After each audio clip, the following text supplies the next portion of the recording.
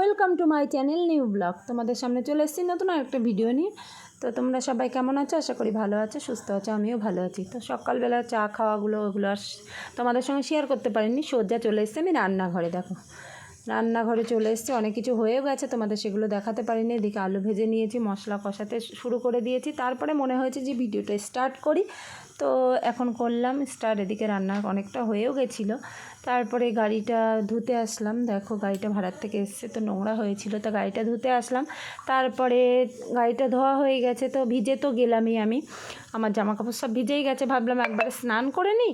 তো স্নান করতে এসে দেখলাম অনেকগুলো জামা কাপড় বেরিয়েছে, বরমাসায় এসছে দীঘার থেকে, তো অনেকগুলো জামা কাপড় বেরিয়েছে। জামা কাপড়গুলো সবগুলো কেচে নিই, যেহেতু রৌদ্র দিচ্ছে, কখনো বৃষ্টি দিচ্ছে, কখনো তো আবার কখন কী হয়, তো আমি ভাবলাম কেচেই নিই। তো কাচলাম, কাচতে কাচতে বৃষ্টি নেমে গেল। তো এখন জামা কাপড়গুলো কোথায় মেলবো বলো? জামা কাপড়গুলো এখন ঘরের মধ্যে মেলতে হলো। তো এই যে বারান্দাতে সব মেলে দিয়েছি।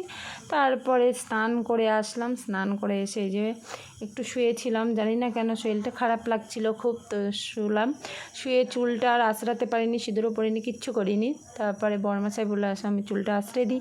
তো বরমাসাই চুলটা আঁচড়ে দিল।